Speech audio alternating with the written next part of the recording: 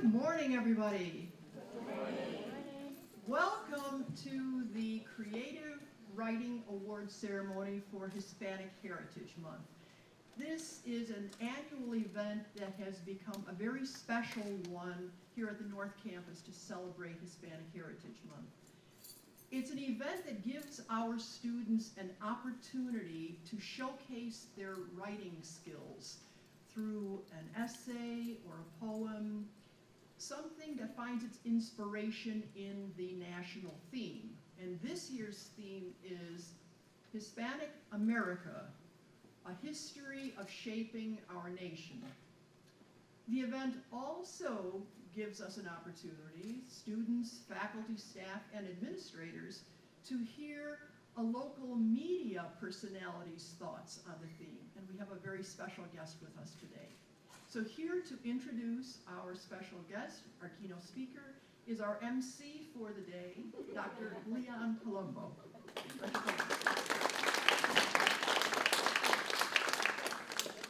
Thank you, Professor Hanasak, for those welcoming remarks. And I'll see how I'll do as an MC because I'm more a professor than an MC. but I will do my best to be an MC today. So good morning, faculty, students, and guests. Professors Mise, Oro, and I would like to welcome you to the Department of World Languages and English and Communications Creative Writing Contest Awards in celebration of Hispanic Heritage Month. We ask that you remain seated until the event is over. I have the pleasure today of introducing our distinguished guest speaker, Ms. Angie Sandoval. Ms. Angie Sandoval is an award-winning national news correspondent who has been covering world events for the past 30 years. At the moment, she works as a correspondent for Aquí y Ahora, a famed news magazine television program that broadcasts nationally on the Univision network, as well as Noticiero Univision and Fusion Media. She started her career as a local reporter for Univision's Miami affiliate, WLTV Channel 23 in 1985, when South Florida was a hotspot for national and international news. Since then, Ms. Sandoval has reported on almost every political crisis and presidential election in Latin America and the United States. She has also covered major federal drug cases, the immigration crisis, and natural disasters. Angie is a recipient of numerous Emmy Awards and distinctions from the National Association of Hispanic Journalists. In 2010, her live coverage of the Chilean miners' crisis for NBC's Today Show, which was part of her long tenure at Telemundo Network, also earned her many accolades. Ms. Sandoval is a proud graduate of the University of Miami and holds advanced certificates from the University of Paris. Please join me in welcoming Ms. Angie Sandoval.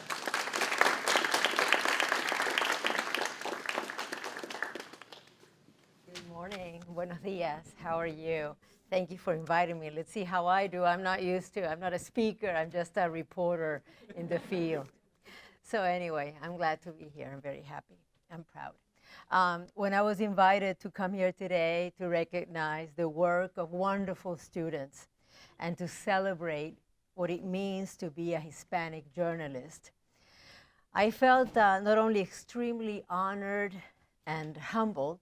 Mind you, I grew up in a very small town in Argentina without television or telephone back then, and where I had more chances to becoming a ski instructor than a network correspondent, but I'm here. But I realized when I was invited to come here, what a wonderful opportunity I had to tell you that if it ever was a better time to be a Spanish and English speaking journalist, this is it. This is the time. I remember back in 1991, I was a reporter for Channel 23 in Miami. I was very, very, very young. And I got sent to Alabama to cover the repatriation of some Mariel detainees back to Cuba. I had just hung up the phone in the satellite truck after feeding my story for the 6 o'clock news, when a local reporter, blonde, big hair, with a southern accent, she came up to me and asked me, "How did you learn to speak Mexican?" Yeah, I laughed. As you can imagine, her question surprised me at so many levels. So after I told her that I was actually speaking Spanish and that Mexican was not a language but a nationality, I realized that even people in the media did not know that we existed, that they had no clue there were reporters and correspondents, Hispanic, who spoke Spanish, covering news in the United States. Thank God, since then, thanks to the great work of my fellow correspondents like Victor Oquendo at ABC News, anchors Teresa Rodriguez, who is an MDC alumni, and Maria Elena Salinas, everybody knows her, just to name a few, along with incredible producers, cameramen, and editors. Spanish media has come a long way, but there's still a lot of work to be done. I strongly believe that bilingual and bicultural journalism is the way of the future, and this is why. We can potentially reach more people, and surely we can bring them more content. Most of us have lived in the US the better part of our lives, have studied in American universities, but along our notepads and pens, we carry our culture in our DNA. This allows us to use our experience as immigrants or children of immigrant parents to get closer to the people we interview and write about them in a very profound way. For example, a journalist who experienced repression as a child or heard it from their parents will understand and write a better story about, let's say, elections in a country where democracy is at stake, or question more firmly the authority of a politician. A reporter who lost everything in a war or a natural disaster will connect with his or her characters at a deeper level, or translate more successfully the plight of the dreamers, because he or she is still one of them. By no means I'm saying we are better or worse than only English-speaking journalists. Many of them are my friends. I admire the work of Christiana Mampour, for example, Kerry Sanders from NBC, he's a very good friend of mine, Steve Hartman from CBS. Their work is very inspiring, and I learn from them every single day. But we bring something else to the stories. I call this a gift, a natural ability to navigate both worlds, to write and deliver the news as nobody else can. So today, I wish you use that gift to leave your laptops behind, the classroom, the comforts of your home, and go out. Get to know your characters, get to know the people, get to know the story you're covering, ask all the questions you want, but most importantly, listen to their answers and immerse yourselves in their world. I'm sure you're going to write wonderful stories. I'm sure, as I have for the past 30 plus years, you will enjoy every minute of it. And thank you for this chance to come in to meet you all. And I don't know if you have any questions. I would love to answer any questions regarding reporting, about being a journalist. Sure.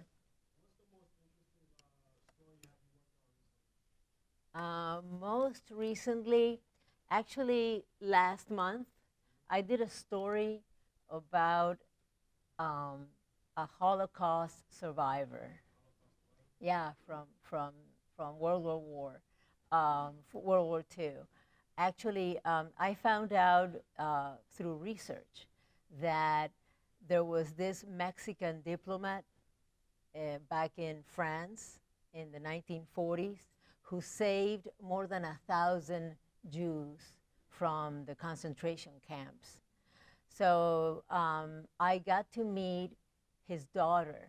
She is 90 years old, and she remembered, because she lived in France.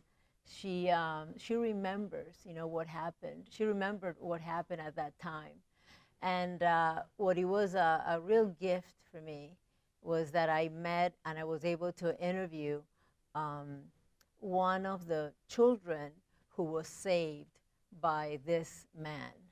And her story, she was 6 years old when the Nazis went into Paris, and she still remembered, the sound of the boots marching, and how the family had to escape in order to save their lives. And they went to the south of France, and then from the south of France, they got a visa, and then they arrived in Mexico without even knowing where Mexico was or speaking the language. So that was a real treat for me. And that's the wonderful thing about being a reporter, that you learn new things every day.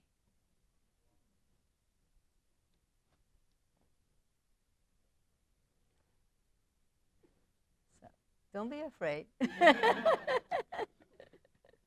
It's you have to be curious and think. It doesn't matter that your questions are always good. That's something that if you're curious about something and you want to ask a question, I bet you everybody wants to know. But so yeah. Well, I started my studies. I wanted to be a camera woman back in the 80s. I loved photography and I loved video. But what happened is that back then, the equipment was very heavy. And every time I got a project in school, I would go out and I would come back to my dorm, and I was like, oh my God, this is too heavy. I couldn't, carry the camera. It was a 3/4 camera with a recorder. And you guys are very lucky with those ones. The tripods were very heavy, the light kit. So I said, you know what? This is not for me. I mean, I have to, I better start learning how to write. So I started taking script writing classes, and then I got into news. Yeah. I always loved to write stories, even when I was a child,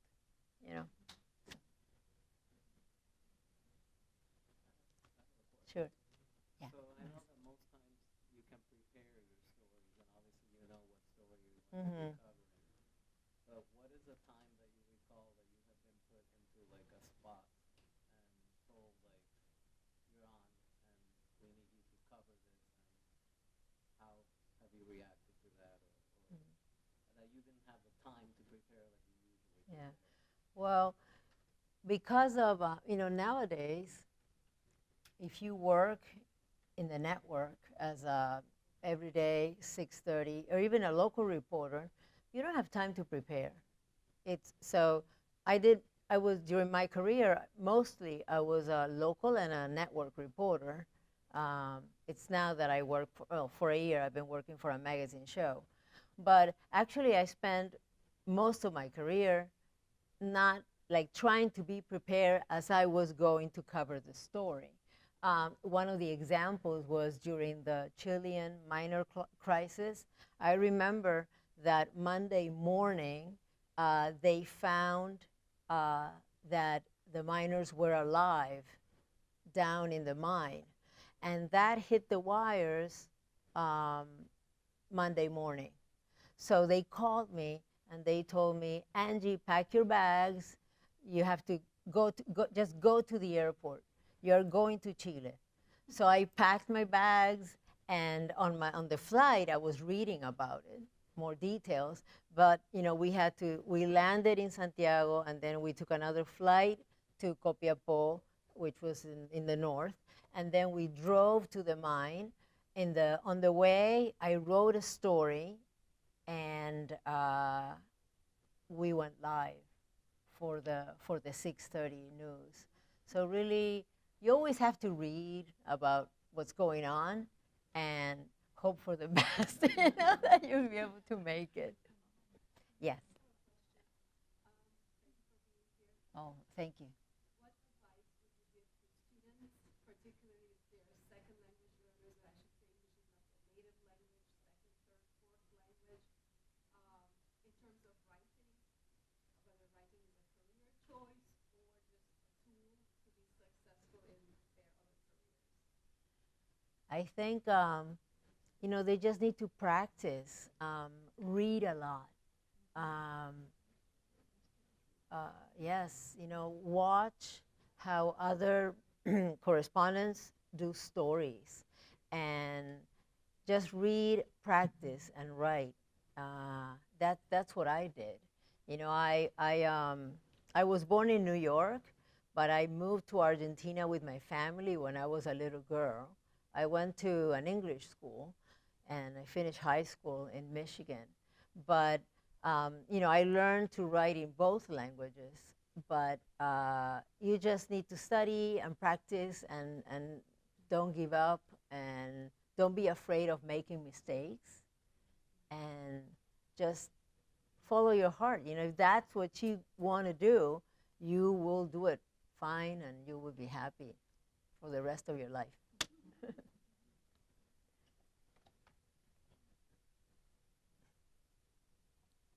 So, yes.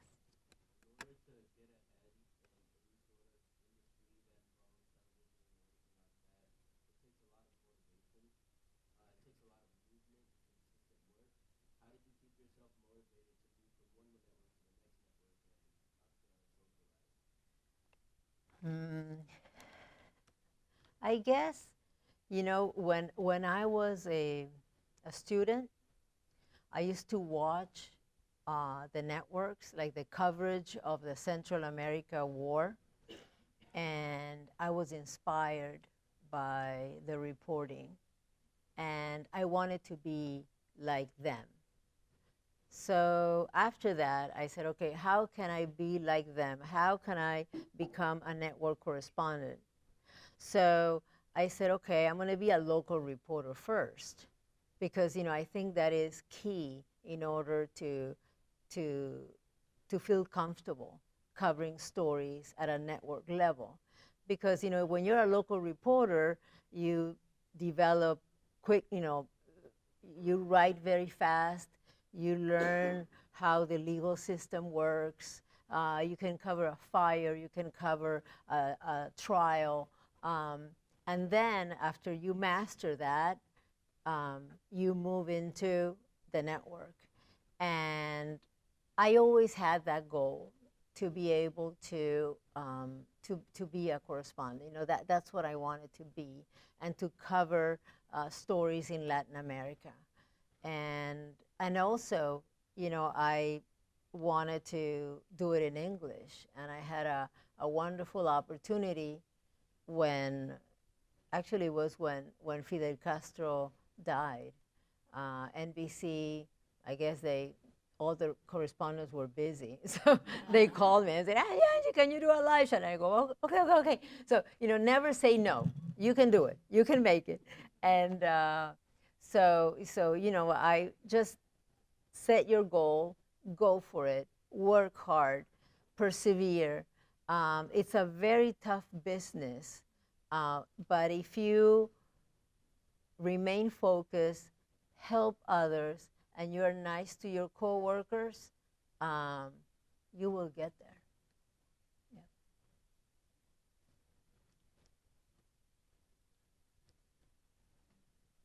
My daughter is here. And also, it's important to have a good family along the way,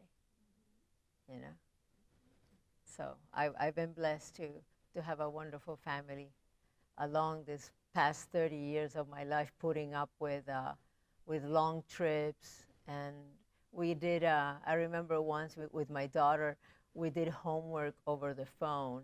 I was in Las Vegas covering a Democratic convention.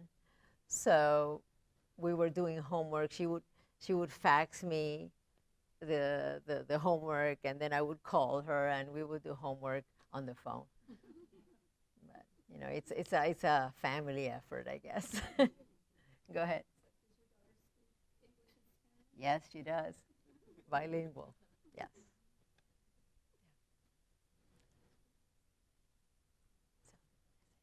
Thank you so much. Thank you for listening to me. And good luck. And you can call me anytime for any advice, and I'll be happy to help you. Okay, thanks. Thanks. Thank you, Angie, for such an inspiring keynote address. I think that we can apply your words to almost any career, anything that we do in life. So that's very good. Thank you very much. Before I call Professors Mise, Oro, and our Pearson Education representative, Ms. Naomi Bahari, our sponsor today for the prizes, the awards, I would like to introduce or talk a little bit about the entries that were submitted. So our students approach the theme of Hispanic America, a history of shaping our nation in different ways and in unique ways. So through their winning entries today, you're going to hear the voices of a Hispanic immigrant's perception of the American dream, the diversity and richness of the Hispanic culture and its people, and the importance of being appreciative and accepting of our Hispanic community in general. So I want to welcome our professors and our Pearson Education representative up to the podium as they call the students and we award them with their prizes.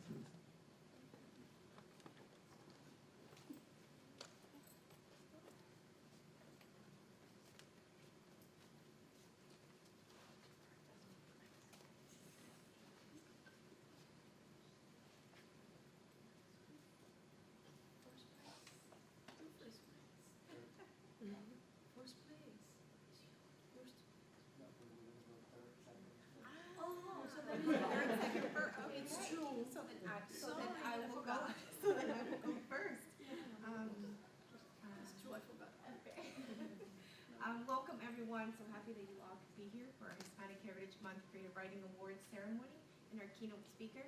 That was very, very inspirational. Thank you. Our third place winner is Miss Johanny Altagracia Ramos Munoz. And I love that she used all her names in her submission. I think that's fabulous. And she is in Professor Ildiko Barsoni's class. Is your student here? Is Johanny here? Johanny, yes, good. Would you like to come up and read your report for us? Yes.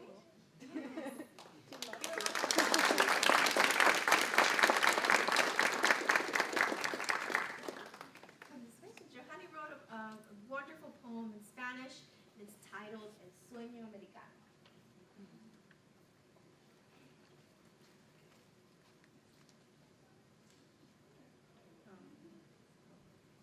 Llegamos de todas partes del mundo, de América Latina, del Caribe, buscando futuro, trabajando día y noche por los míos y los tuyos, sin saber si mañana no será un día más duro. Nos levantamos con esperanza por un mejor futuro, extrañando a nuestras familias, a nuestras tierras y a nuestras familias, pero estamos aquí para que allá no les falte comida, para que tengan un techo y mejor calidad de vida. Estados Unidos, país de libertad, donde el obrero trabaja hasta no poder más. Tierra hermosa con grandes edificios, pero jamás se compararán con Cuba, México o Puerto Rico, lleno de playas y lugares turísticos, pero nunca mejor que Puerto Plata, La Habana o Pinar del Río, donde los niños juegan en las calles sin preocuparse por lo que jamás han tenido. Llegamos aquí de todas partes del mundo, caminando por fronteras, en aviones o en botecitos, deseosos de llegar a la tierra donde prometen hacerte rico, pero todos trabajan día y noche para ganar un dinerito, para darle a sus padres la casa que jamás han tenido. Estados Unidos, la tierra donde el hispano cumple un sueño y les da mejor futuro a sus hijos, donde su trabajo estimula la economía de aquí y la del país de donde viene.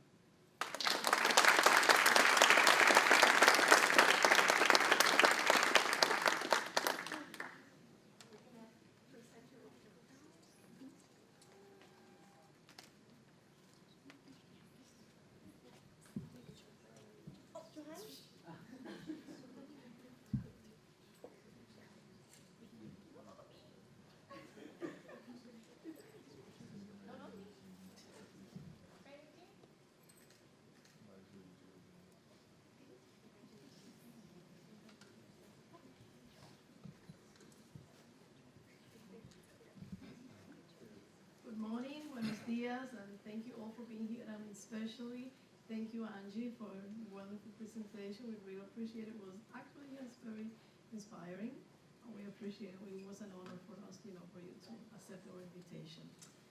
I will present the second place winner, who is one of my students, Mariana Zaleska. Okay, Mariana, she's from Ukraine. She's North American, but like being like an immigrant herself, so that means you can appreciate also the contributions that Hispanics have made to the culture of the United States. So welcome, Miss Mariana.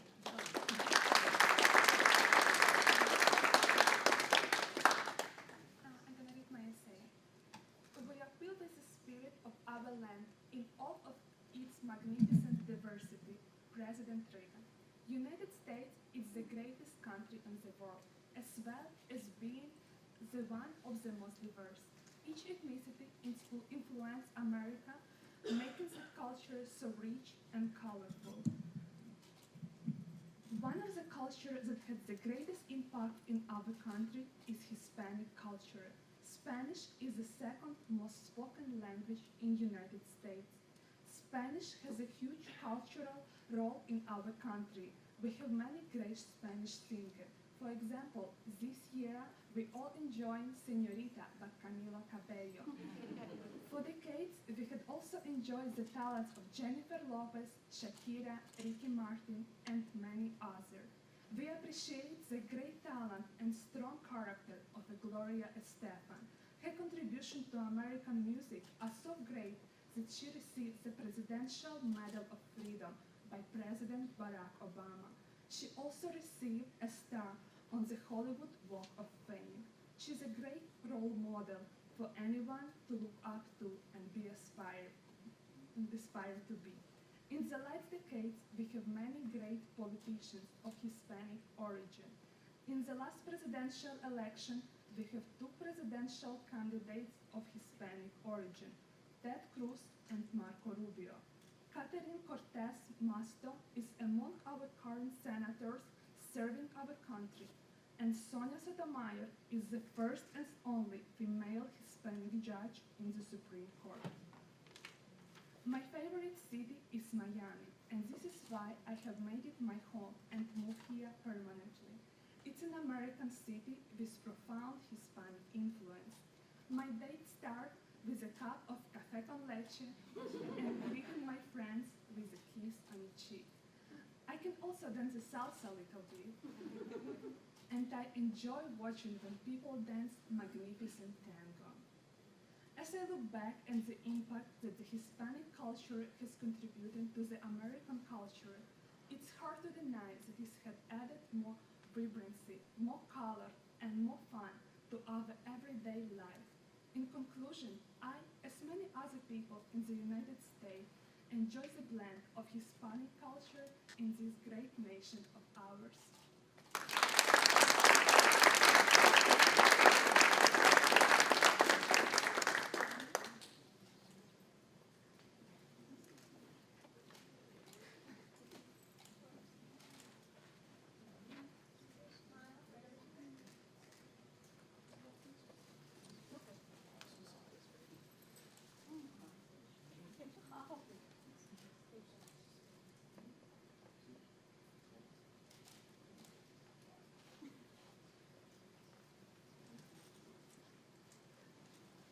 Now I would like to call to the podium our first place winner, Miss Jacqueline Fagan, and she is in my Spanish 1 class, and I have the honor of calling her to read her winning prize, her first place winner.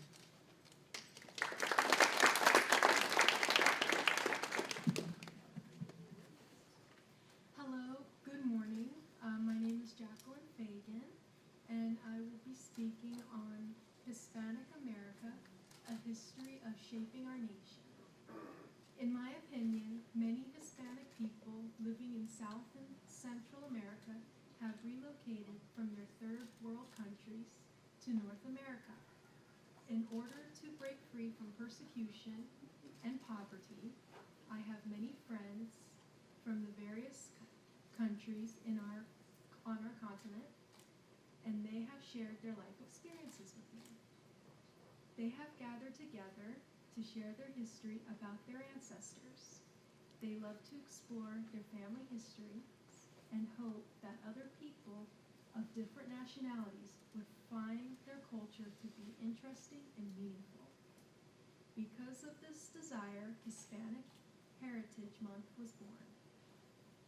It is well known that there were different people living in North, Central, and South America longer than those known as Americans have been here.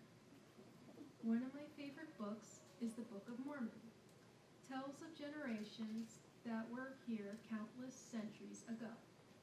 The people would live good lives, then some of them who were selfish and power hungry would want to rule over everyone else. That caused many wars and devastations. Over and over again, these poor people couldn't work together longer than a generation or so.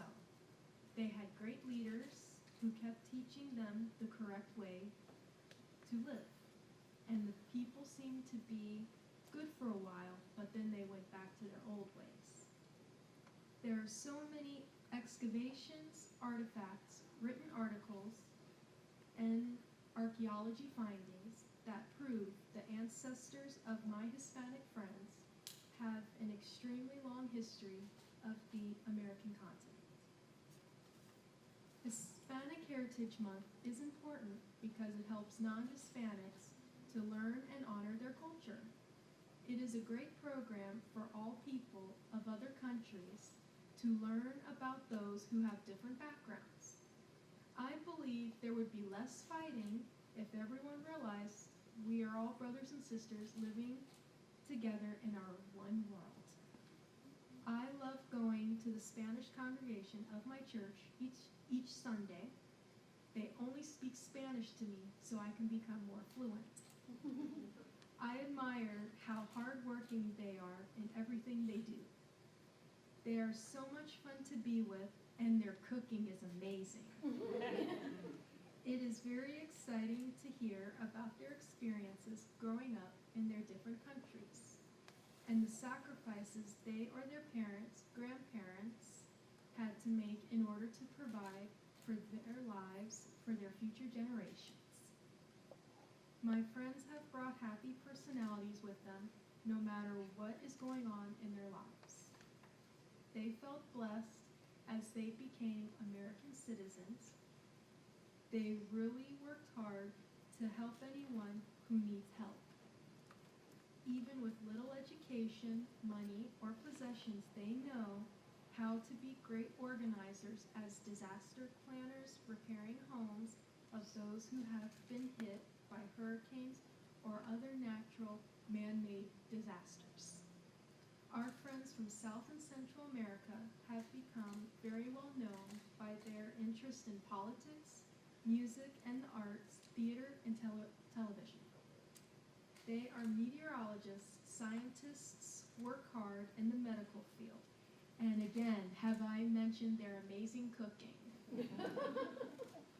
They work in so many different ways, in different fields, in order to help America and its people. They have definitely made an impact on our country, and they should. After all, this was their ancestors' land way before it was the land of everyone from other countries and continents.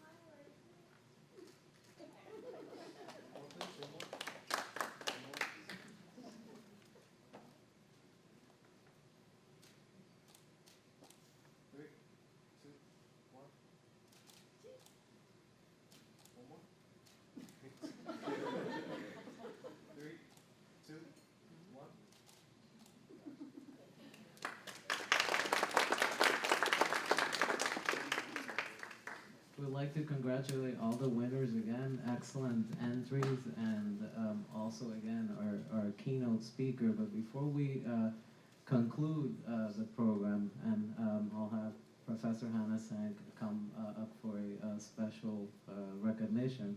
I would like to thank everyone who participated. I would like to take the opportunity thanking our judges, our co-chair for the Hispanic Heritage Committee, Dr. Medina, who is there.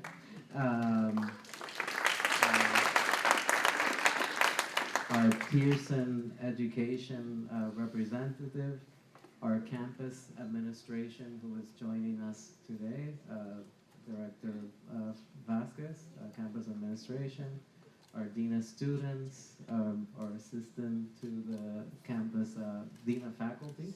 So I would like to thank them also for their presence here.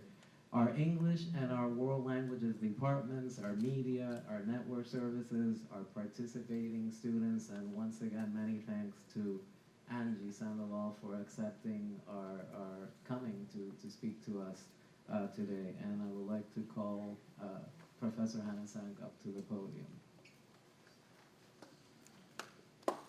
Thank you, Dr. Colon. Wasn't that wonderful? What an event. I'm sure that you now know why I said in my opening remarks that this is a very special event for our celebration of Hispanic heritage. So let's give our students another round of applause.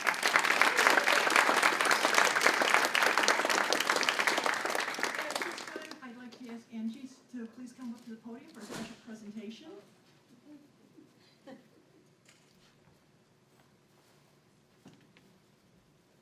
We really appreciate so much your coming today. It was so special. As you've heard, your message was inspiring, and it really fits all of us, no matter what field we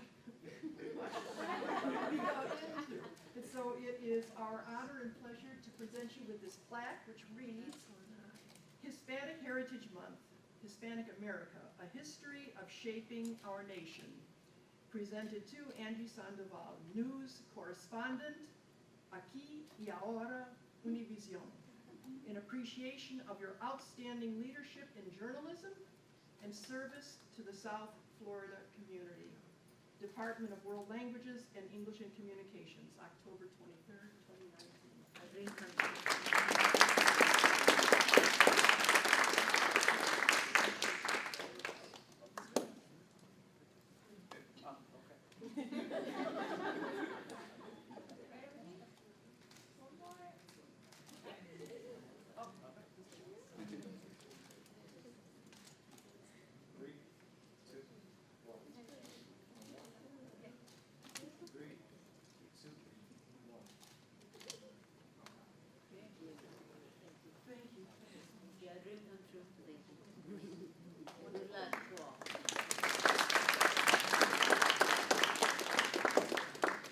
Thank you all for coming, and see you at the next event, and definitely next year for another creative writing contest. And if you didn't enter this year, please do it. Be encouraged.